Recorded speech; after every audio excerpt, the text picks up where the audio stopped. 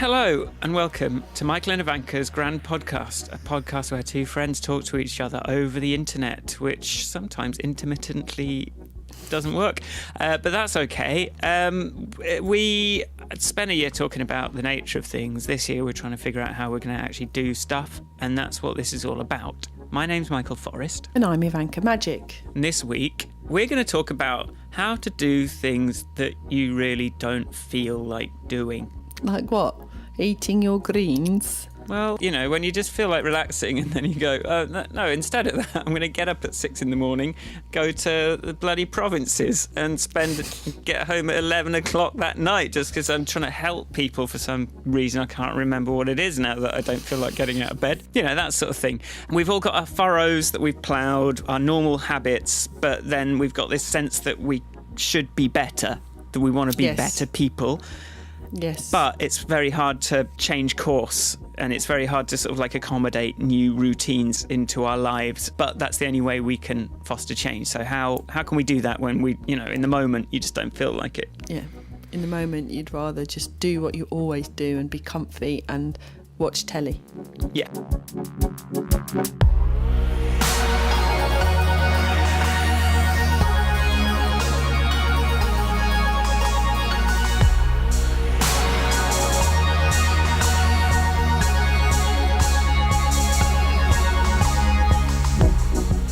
Last week, we talked about how to make stuff people like on the internet. I just wanted to add another couple of thoughts on that. One was something we didn't touch on, which is actually that attaching a worthy message to something can actually make it more appealing to people. Which we were kind of talking it as though the worthiness makes it hard for people to connect to. But I actually got some interest in music I was doing when I attached it to, when I said I was giving away all the profits to a refugee charity last year. Because that it was attached to something a little bit more than just here's another narcissist in the world. Do you think that's a positive reflection on, what does that mean? I think there's a market for feeling like you're thinking about serious stuff that we didn't really sort of think about last week. Yeah, and I think that, you know, there's also this sort of like, what do they call it, like greenwashing and, you know, like making things look like they're in some way worthy when they're not, but tapping into some sort of worthiness. But I think in reality, if you can buy what you were going to buy anyway, or listen to what you were going to, you know, you were looking for some new music and you've got a choice of random narcissist or random narcissist who's also donating to a refugee project, I think, you know, it's a nice win to go and go, hey, I'm going to discover some new music, and by buying it, I'm going to do something good. I think that's a cool thing, isn't it? The other thing I was just going to mention, the need for good equipment and photography and all this stuff really is so people can just see you. The reason that you have good equipment to do things, or you get it professionally done, is just so that people aren't distracted by the technology being used to communicate something and can just kind of directly see what's happening. It's quite a timely thing, because last week's Guilty Feminist episode had got technical issues. There was an actual announcement at the beginning of the episode saying, we've had some major technical difficulties this week and we're very sorry, but bear with us. And then it just isn't very good, because it was active compassion, which I thought was a very interesting concept. And it's a lot of the things, we're of a similar mind when it comes to a lot of this being active in society. We're just coming at it from a different angle, really. But this idea that you've got to go beyond empathy and into active compassion. But I did struggle to listen to it, especially walking down the street, because there was too much other noise in the world.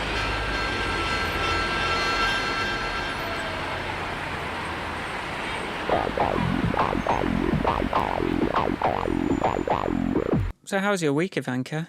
My week was good. I finished my project. I was very happy with the delivery of my project by the end of the project. The dog is barking. Yeah, he's really excited about your project too. The dog is really excited about my project. No, I delivered my report to Wellcome Trust. I was very happy with it. Sometimes when I am doing qualitative analysis, there's sort of, it takes time and you have to think about it and you have to do work. Yeah. And sometimes the finding, it takes a lot of work to get to. On Friday, before we spoke, on the podcast, I was a bit like, so I don't know, it's not quite what I want it to be, it's not quite right. And then Sunday, I just had this 4-hour blast at it, and it all sort of fell into place, and then I felt comfortable and confident and happy. So when I was doing the delivery presentation on Tuesday, I was in a great space, and I got to work with one of the visual designers who helped me work through a visual that helped tell the story quite well. So I was delighted, which is always nice and a bit of a boost. I don't like to finish a piece of work and be disappointed. Yesterday evening at bedtime, my daughter told me, she goes, "Mummy, you're beautiful and you're a superhero." Oh, nice. So that's a great, I'm feeling very bolstered by my biggest little fan. Obviously, she's not very discerning. I've had an annoying cough, which has been massively disrupting my sleep. And it seems to be like an attention-seeking cough. It's sort of tickly and sort of like, but enough to be disruptive. And tomorrow we're off to Croatia, so lots to do. How was your week? I've had sort of some time between contracts, a little bit longer than I was expecting, which is kind of works for me. Got another video done, which I quite like. So if you want to see me make an alien's chest glow when you hold its hands and it makes a sound, then, come and see that. I got some clarity on this other project and equity stuff that I need to make sure I understand before I say, okay, no, I will help you. But yeah, beyond that, I think we'll have to talk about our competition that we are having. We're trying the competitive altruism experiment. And last Friday evening, I'm all ready to just have a nice relaxing weekend. The new Marvellous Mrs. Maisel series just came out. Had a haircut booked for the next morning. And Ivanka goes, "There's someone's dropped out of this mentorship thing with Lizzie Hodgson and Think Nation. And what do you think? Do you want to do it?" I was like, what's that mean? But what it basically involved was getting up at 6 a.m, going to Canterbury, spending all day with some kids, and then, watching a whole sort of like show in a theatre, and basically getting back home at sort of 11 p.m. that night.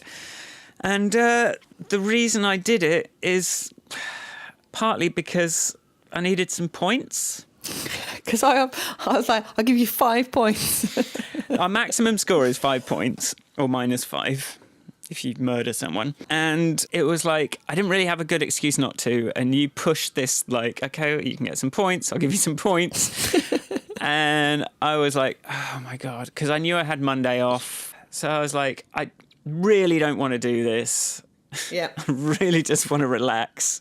But I have had a slightly lighter week. I really don't have any excuses. Don't want to do it. I really don't want to do it. But I sort of should. So I bit the bullet. I said, okay, fine. You said, I really don't have an excuse, was really right, okay. And then I gave myself a couple of points for making this app that made me do something. Working on that. Because I did sink a bit of time into it, considering it only has 2 users. It's nice, though. But meanwhile, I've seen you just been hot on my bloody tail. I'm like, there's no way Ivanka can beat me after what I just bloody did. I have to say that having that other competition has made me go, well, I can't have Michael beating me.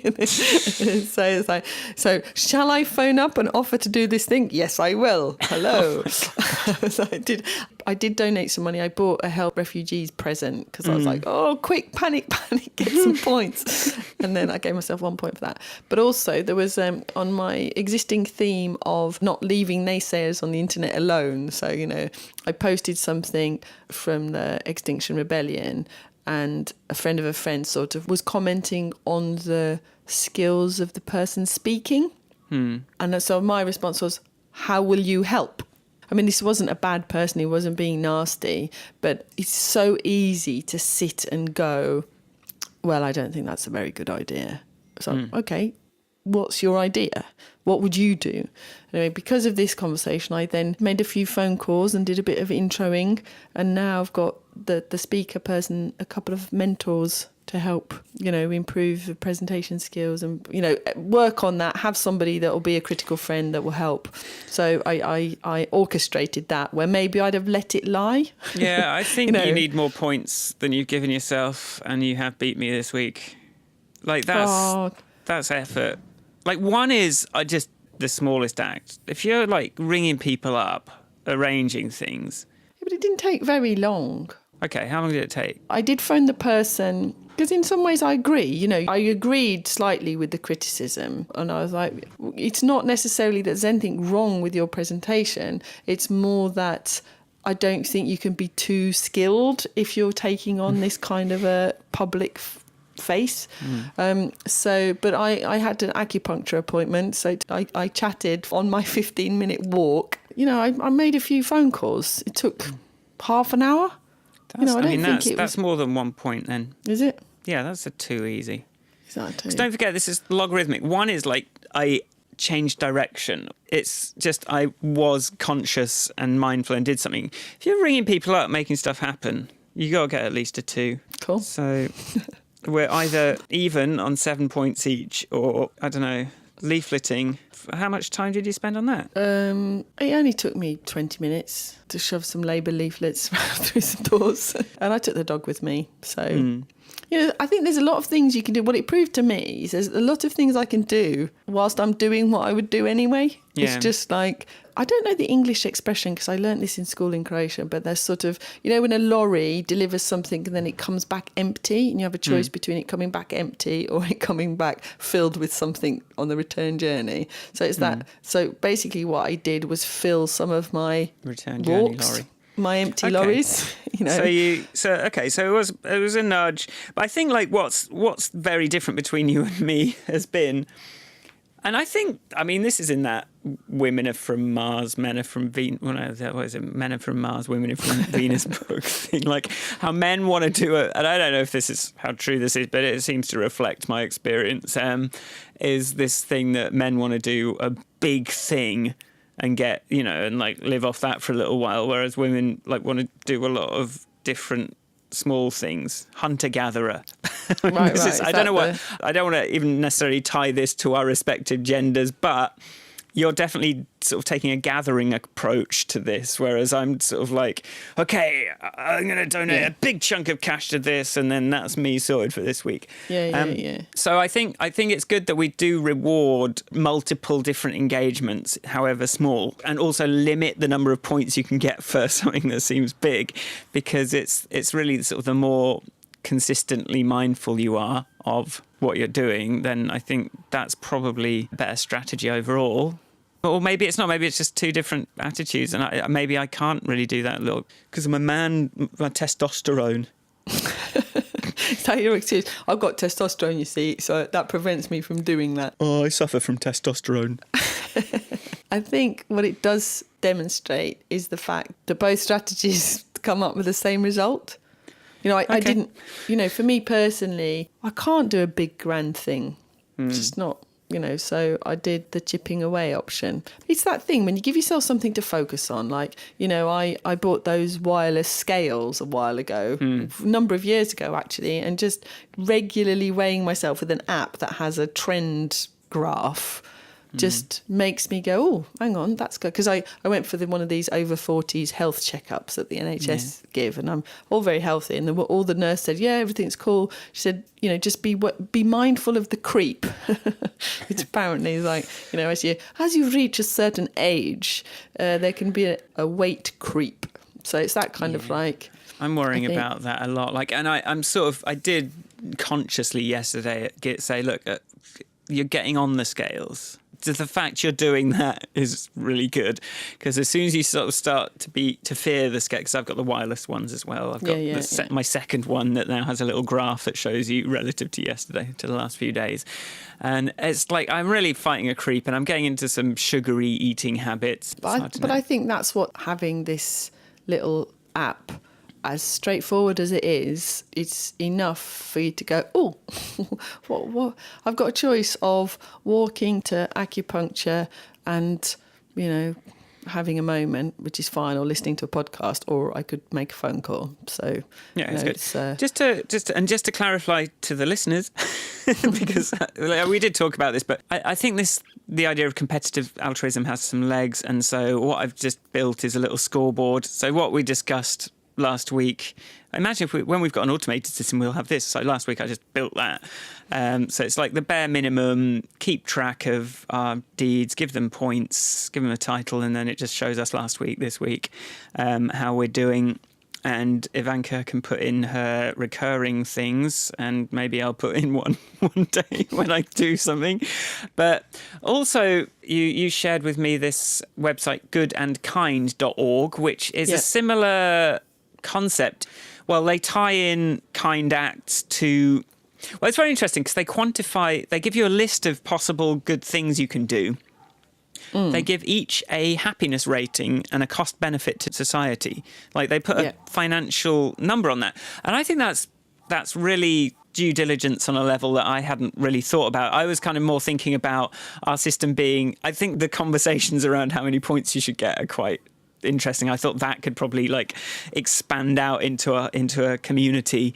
You just put your thing up and then people can have like vote on how many points you can put what you think and that's your score, but you could sort of get these kind of, it's the Stack Overflow thing. You get the people that are experts in the scoring, but then you also get people discussing, is that a good thing? How good is that? And I think you could get some interesting debates going on this thing, whereas they've sort of gone away and done a lot of academic research and sort of quantified these things, quite a compelling way. It's all well designed, looks good. Yeah.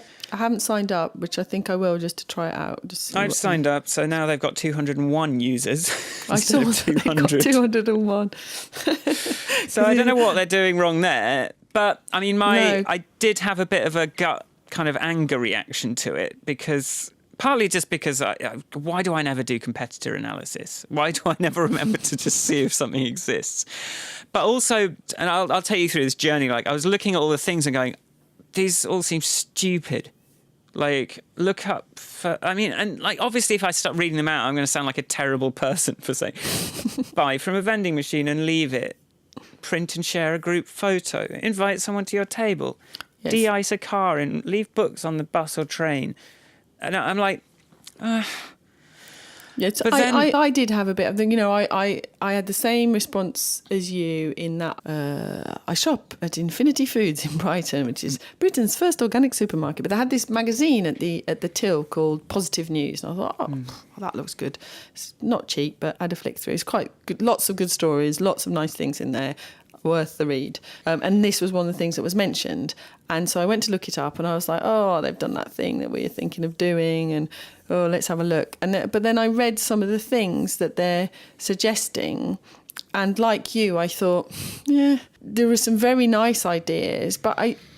And then there were some that I also thought were a bit sort of lame. It's got a bit of it's got a whiff of that where they're sort of presenting it with this like glow of you'll feel like a good person, you'll be happy because you're such a good fucking wonderful person. And that is something that is quite prevalent in it sort of kind of touches the same buttons as those adverts, like a John Lewis advert or something. It's like it feels kind of dishonest somehow and it feels smug. Yeah, but I that's not to say that in the same way that just having our little league table for a week probably made me tick off things that had been in the back of my mind but I hadn't done, like it forced me to just probably act where I might have just made myself a cup of tea instead. The difference between ours and theirs is ours is a bit more cutthroat competitive. Right? It's none of this. Our thing isn't about like, oh, you'll feel so happy. Although I did like my last build of it had like, let's record your happiness and how satisfied you are with things because I think that's a measure and a reason to do it. But really the drive, the reason that I got out of bed at 6 o'clock in the bloody morning to go and help some bloody kids talk about solving the poverty stigma. Why am I doing this? Because I want those 5 points because I don't want Ivanka to win 3 weeks in a row. And she's given me an opportunity to actually get something. And like, it's I think for stuff to work, it can't all be la la la la la la la warm glow. I can't even find the scoreboard on this thing. I signed up to try and find this leaderboard, but I couldn't find it. Whereas I think putting that front and centre, going, no, you have to also potentially feel bad.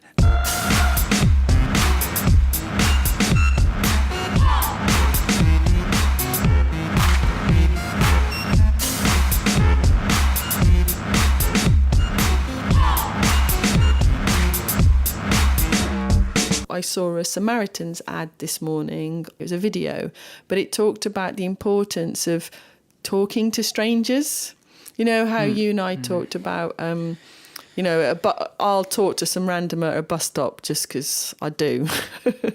And you're like, what do I say? But the Samaritans talked about the fact that, you never know which conversation or which little morning or, this chilly today, isn't it? Or just snap somebody out of a negative spiral for a moment, just change their thought processes. So, I think going about doing good is, I want to live in that world where that's what people are doing. Well, doing one thing is obviously like it's a drop in the ocean and it is nothing really. But a commitment to doing one thing every week starts to add up. And now in 5 years, what's that, like 260 little things I've done in the world? 260 little loving, positive things I've done in the world. That's a lot now. Like that starts to feel like something. And if I can get to 2 things a week, that's 520 little things that I've done in 5 years. And so if our average score is like 10, like just that starts to feel like a lot of good karma, a lot of goodwill, you start to feel like you can actually, okay, it's a tiny thing today, but because it's repeated, that is now enormous. Yeah. This cumulative effect is not to be ignored at all. And I think it's just because, for example, with climate change, there is so much to do and we need such big structural changes. It doesn't mean that doing the little things are pointless. It really doesn't. It does add up. Yeah, if you start to add up to hundreds of little things, that's not just that's not one plastic fork anymore. That's a box of plastic forks that you've taken out of the world. Good stuff. If everyone takes a box of those things out of the world, we might get somewhere.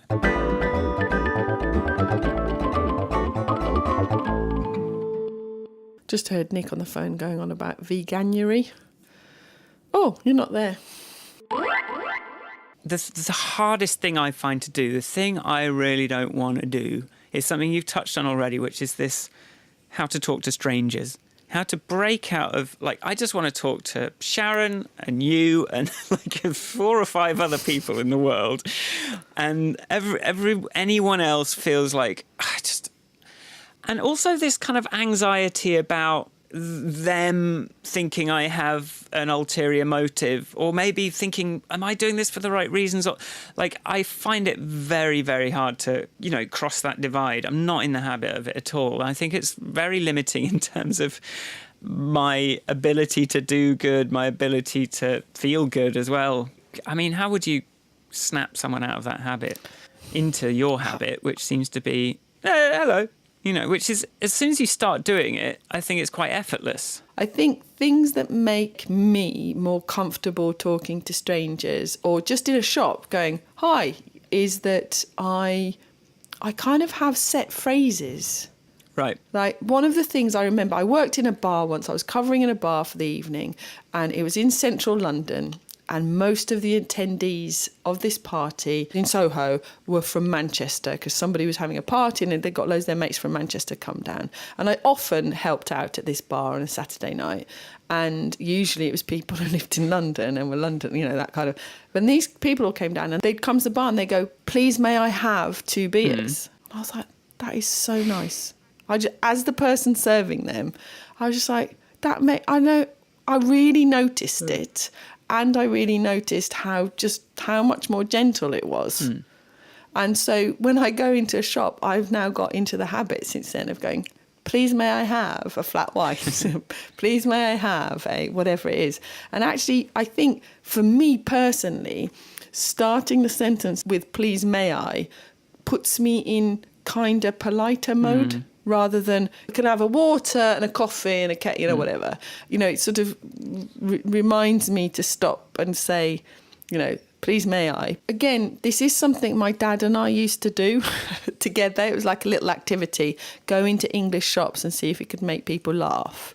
And my mum does it now. And my mum does it when on Branch, there's one woman in the local supermarket who's really miserable. My mum dedicated sort of 3 weeks of daily visits to try and see if she could make her smile. But it's like, instead of getting offended by the miserable person, sort of like seeing how much you can engage them in conversation until they have to sort of acknowledge you. Sounds like hell. Sounds like murder. It sounds like hell. It sounds like the worst thing I can imagine. What? Like someone going back to someone that's been unimpressed or just grumpy and trying to, persisting with it. It sounds like a nightmare. I think it's a weird thing because I put on this super polite persona. Good morning. How are you today? Oh, yes, very good. Because it's like a game. It's like super polite Ivanka. It's not the Ivanka who's on the phone to her mates going, oh, so-and-so said this. It's Ivanka going, hi, this is my I'm out and about persona. Good morning. Yes, I'd love some of that. Thank you very much. That'd be very nice. And actually makes everything a bit happier. I was on the train yesterday and there was a mum with a baby that was grizzling. We were waiting to get off and there was a woman there were 3 of us standing waiting to get off, and the announcer went, sadly, Southern didn't provide any onboard staff today. And I went, I think it's much sadder that we're late. And for me, that's the saddest thing about this. It's not really about you, Michael, or me, Ivanka. It's about a human being walks into a shop and says, good morning, loud enough for everybody in the shop to hear. As my late father would say, dogs sniff each other's arses when they see each other. The very least humans can do is say good morning.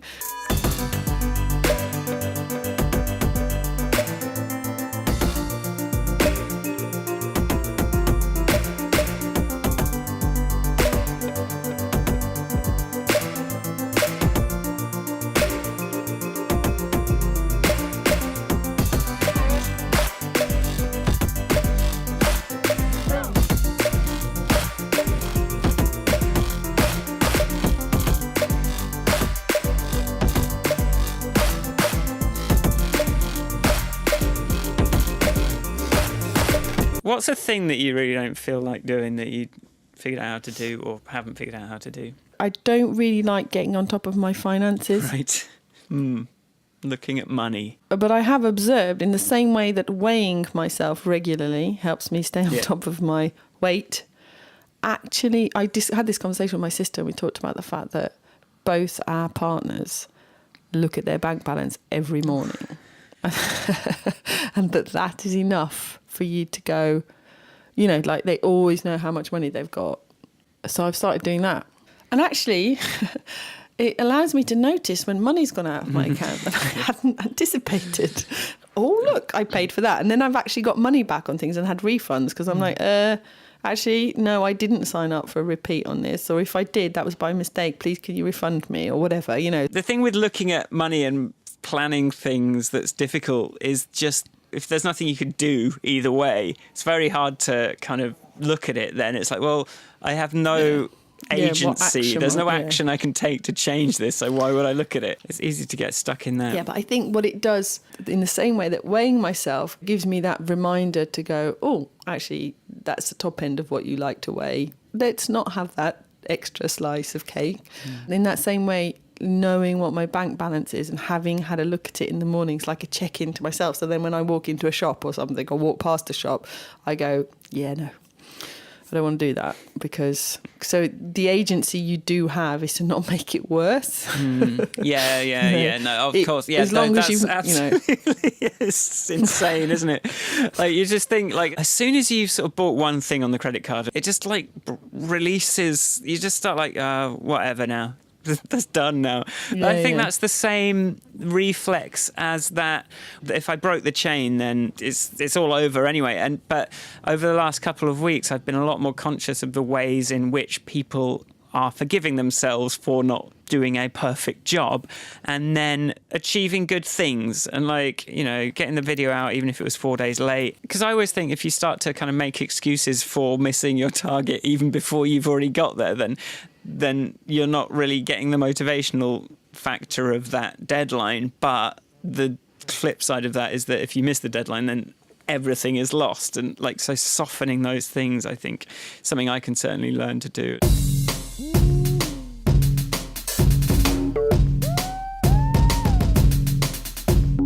I did listen to this podcast called Pineapple Report. It's an Australian woman talking about women's finances.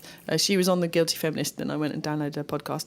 One thing that has proved, so she has a scientist or somebody who knows about finance, and somebody says something, and then that's the episode, and there's another one. But one of the ones that there seems to be strong evidence behind is having a picture of what you're trying to achieve.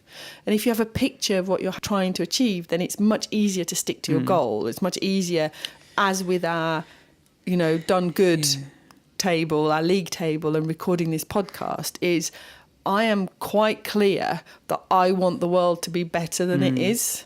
And it is quite motivating to have a very clear picture of that in my head. There was a Will Self, somebody shared, he said, what are you going to tell your children you were doing when the climate was collapsing? And I think that is a good question, whether you have children or not. It's like, how do you want history to judge you? I want history to judge me, even if we fail, as somebody who, you know, wasn't sitting in a... I don't know if on podcast I've told this story about the Dr. Zhivago movie. I'm sure I have. The protesters start singing, the army opens fire on them, and there is silence for a moment in the restaurant. And then somebody went, you know, they say they're hungry or something, and everyone went, ha, ha, ha, ha, ha, and they continued to dance. And I don't want to be one of those people that dances. For me, that is quite a vivid picture of who I don't want to be. And that I find personally quite motivating in a world of, shall I spend the whole of my Saturday doing something that, like you say, may or may not have an effect? I think it's got a good chance of having an effect, and you have no idea who you motivated, who you influenced on that day, or the fact that you helped that day happen, what reach that's going to have. But being somebody who gave it a go, I think is far more important to me. So what I take from that as well is what helps you do the stuff you don't want to do is knowing why you want to do it. Is having that vision, it's having that mission, it's having that scoreboard. Like, I'm going to do something I don't feel like doing because it gets me closer to this vision I have of what I want. And just as a story I'd add to that, I mean, my thoroughly mediocre music career is partly a result of I've never really done a lot of those, anything particularly terrifying, but that's partly because I've never managed to crystallize a vision of what success looks like, of what I am really trying to achieve. I do pay attention to the fact that people we see as most successful, rich and famous in our society are terribly unhappy. I've never wanted to be a Kurt Cobain. I recorded some pretty simplistic music and then had to blow my brains out because people made me play it over and over and over and over and over again until I just couldn't take it anymore. That's something that's always been in my mind. But the sort of success that, you know, you imagine you want as a musician is very much, that's probably the way to do it, is to have something a bit more simplistic, a bit more accessible, that you're going to pay the price for that in terms of, I've never been that interested in performing the same thing over and over again. I've never had this vision of what true success looks like to force myself to do something I don't want to do to get towards that. The instance of this doing good business, all that's happened over time is that it's become more urgent. The climate crisis has become more urgent in my lifetime. The political landscape in the world has become more urgent, and therefore that's become a more... But that's why we're doing this podcast. We're not doing this podcast to work on our finances or our music careers or our careers. We're doing it because of the state of the world. So that's, for me, a very easy picture to hold. Where I struggle, and the financial thing I've certainly got so much better at in the last 10 years because I've had more people to care about and more people I'm responsible for. So that's that. But the thing like my actual career, the thing that I struggle with often when you use the word crystallize, sometimes I encounter somebody and I think, why am I not CEO of X? Or, come on, you should be that. Or you get brought in by somebody and you go, do you know what, I could do your job so much better than you. And you're just, and I don't think that's particularly arrogant. I've been doing what I've been doing for 20 years. I'm allowed to know what I'm good at. However, for me, the thing that stopped me committing often, I want to be good at what I do, but I've never chased the job title type thing. It's because I like my freedom. I think slowly, I'm coming to terms with the fact that I like my freedom in a way that prevents me from going, right, the job you want is, some 3-letter acronym, CDO, CEO, CCO, something that starts with a C. And I think not having a clear picture for ages, I thought was something that meant I was doing something wrong. But I'm not sure that it, for me, there isn't one. Do you think there's a factor of like the sort of more ambitious or the bigger, or perhaps the more unrealistic that vision is, the more horrible things you're going to go through because you think it's going to get there? And I've seen this. I've felt kind of sad for people like running like a marketing agency, never going home, spending their entire life on a thing that, what is your vision of this? Do you think that it's going to change once? Do you think when you get enough money and status within this company that your life in future is somehow going to be better? Or you're just on a path to spending your entire life with no freedom, stressed out, not seeing the people you love, and then sort of like you go on holiday and you kind of like release the pressure a bit, but then you're sort of strained. I'm like, that is not an appealing way of living, and I feel sad for people that are trapped in that. And maybe people just have to, maybe they genuinely do have to go through that.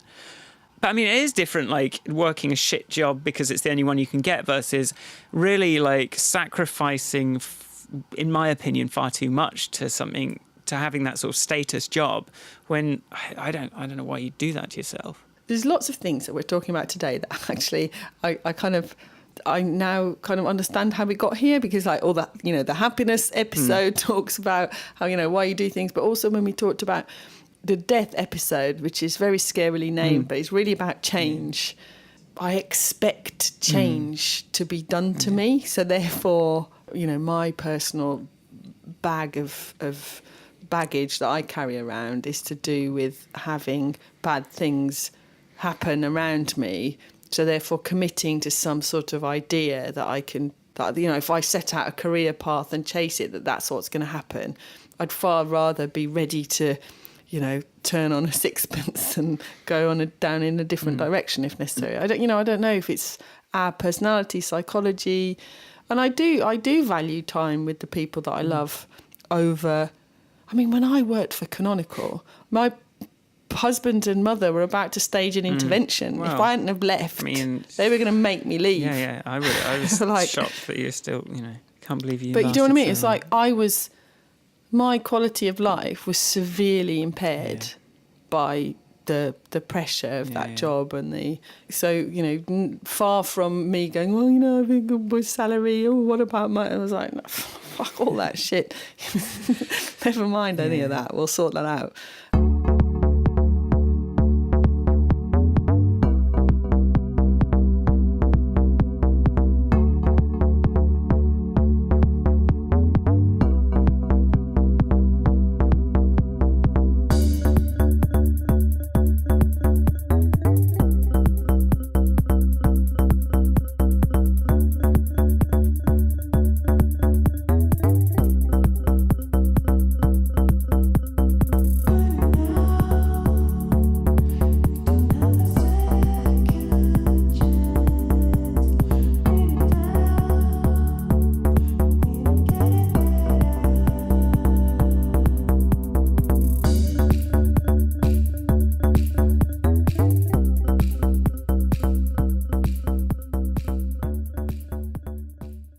you have this idea that if you work and grind, you might win that Oscar, you might win that race, you might get that qualification. But then life goes on, and that what now? And often people, like, they reach that kind of pinnacle of achievement and then massive depression, because it's like, well, where do I go from here? I've sort of got to the top.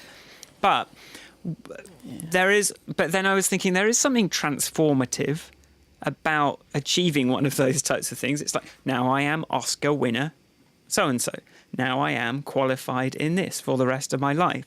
But then, I mean, maybe we overestimate the importance of those transformational achievements. I was having a conversation with my brother recently. I was like, waiting for those transformational moments, because when that happens, I will be happy, is what's wrong. Yeah. You know, when I have got this promotion, then I will see my family, then I will do this, then I will do that.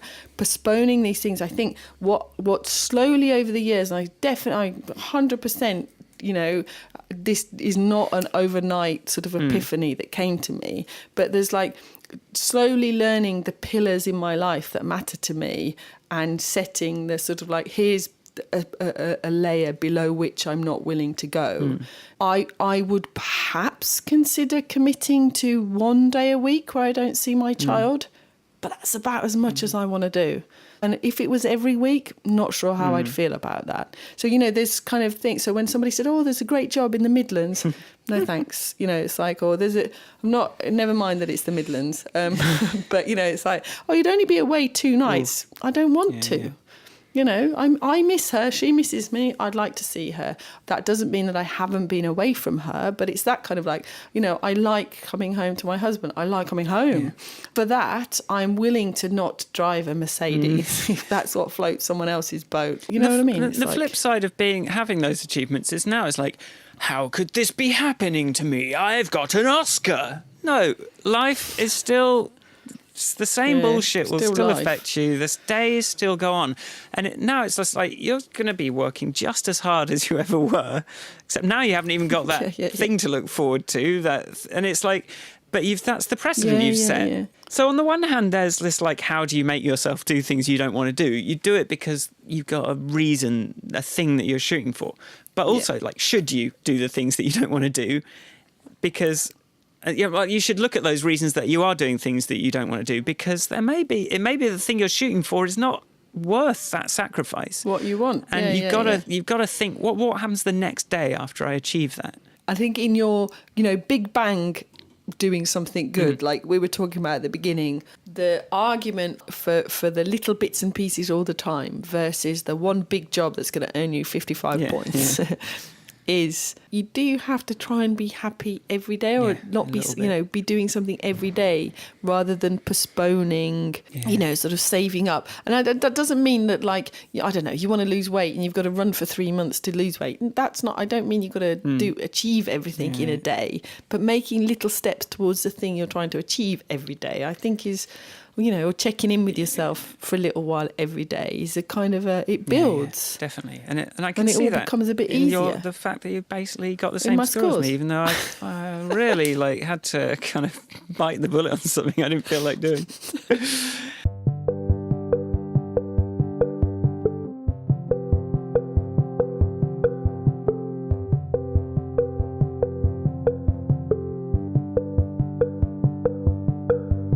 I want to round up just by kind of a bit of a mission statement for me that came out of doing this thing on Saturday. So I wrote this in an email to Lizzie when she sort of asked for some feedback, but I just felt like I wanted to write this down because it sort of partly came out of what I saw I saw them, despite having an awareness of certain things, still kind of falling into the same traps here and there. Yeah, so I've got a clearer idea of which major problem I'd like to try and change in society. So eco is cool, but I don't know if that's my thing. Like, I want to do better, but I don't think that's my mission in life, right? I will help. I will not make it worse, but I don't know if it's my mission in life. But here's the thing. I think we're far too obsessed with success stories and the idea that as individuals, we can employ hard work to somehow escape the drudgeries of life. It's about this survivor bias that means we ignore the millions of people who work hard all their lives but don't achieve breakaway wealth and glory. It's this idea that we're all on the brink of winning the lottery or winning Britain's Got Talent, combined with a reluctance to look back at those who aren't as well off as we are because we worked so hard to escape the poverty they still suffer, means our democracy has been poisoned as people vote to protect what little they have or might achieve instead of voting to create a state that works to keep 100% of its population out of poverty. So it's basically Alain de Botton's a society of winners versus a society of losers. A society of winners, kind of the people that are doing well have unbelievable, amazing stuff, and then everyone else can just go to hell. Whereas a society of losers, you have ideas like universal basic income. Everyone is looked after. No one is trapped. I want to be part of changing that way people look at the way they vote, because if we can get people voting to look after the people that aren't doing as well, versus I've got to vote Conservative because I've eked out this kind of mediocre success compared to where I was before, and I want to protect it at all costs. If we could change that mentality in society, I think we could turn everything around. I'm with you.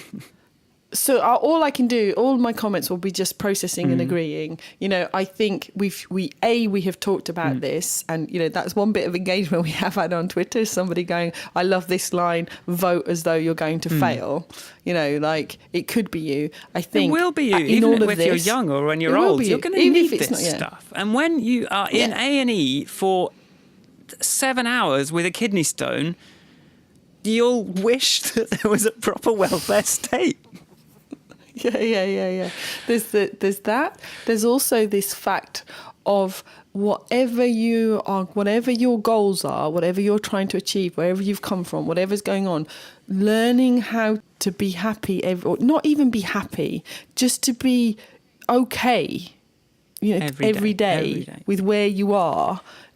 It's not about being positive. It's just being not being torn up about what you don't have every day, and just being happy with what you do have every day, and keep working for more if that's what, you know, like whatever you're... But also not feeling like you're trapped in this thing. I listened to a very good universal basic income podcast episode this week, a guy that's running for government, running for the US president job. I think it's a subject that I don't think he'll succeed just because people have that initial reaction, and no matter how well you explain it, it's always going to be that thing with people. But imagine if nobody was forced to do shit they really don't want to do.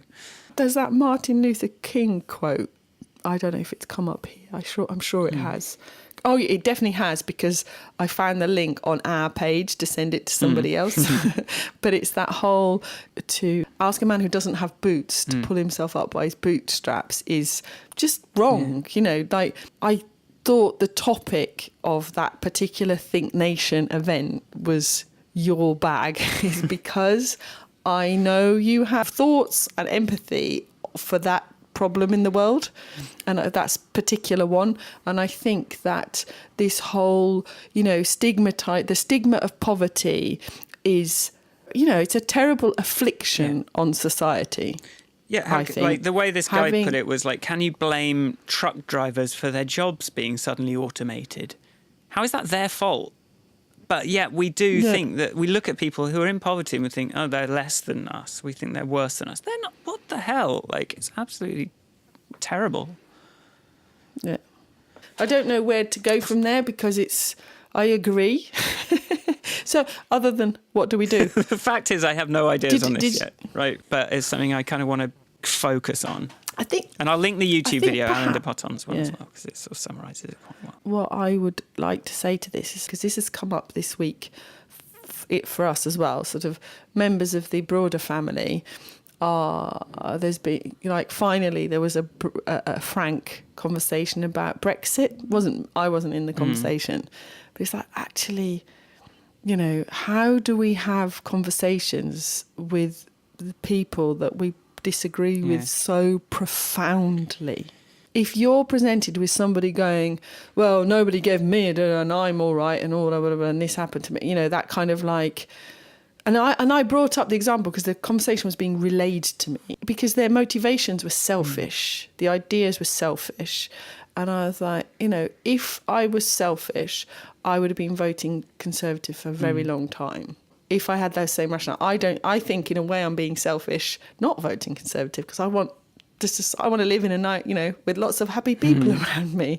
So in a way I'm being, I think, differently selfish. But like, if you only are self-serving, how do I have a conversation with somebody who I consider to be self-serving and I consider to be selfish about something? How do we persuade somebody? I think there are selfish reasons to do this. I don't think you have to sacrifice any self-interest to want sort of like these values to be prevalent, to do this, because you just look at that, like everyone got paid the same factory thing. If no one is in poverty, it's just nicer. Yeah, life's better. Life is just better for everyone. But how do you explain that to somebody who's angry?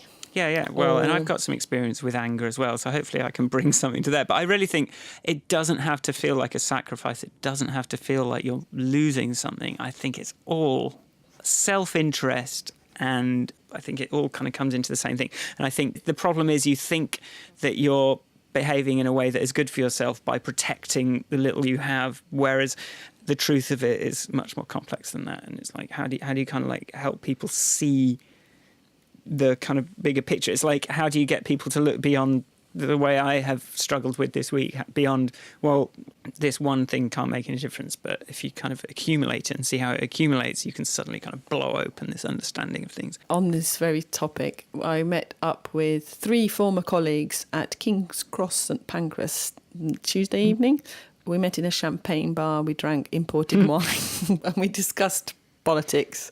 And we were talking about the, like with Brexit, you either have kind of an apocalyptic view of what's going to happen or a sort of denial view of what's going to happen. And then you've got these, like, if you're in the apocalyptic world and then you bring in the wizards versus prophets conversation that I was talking about, it's like, look, in the apocalyptic scenario, there could be a Mad Max scenario, or there could be like a hippie commune scenario where we all help each other out and knit socks out of our head. I don't really mind necessarily. I'm not necessarily bothered about an apocalyptic scenario as long as it's the commune one where we all sort things out together, rather than I'm really not up for the Mad Max version, the sort of libertarian, everyone for themselves. Because it doesn't work anyway. I'm sure. You just look at a bit of game theory, you can see that selfishness kind of doesn't pay off. Doesn't work.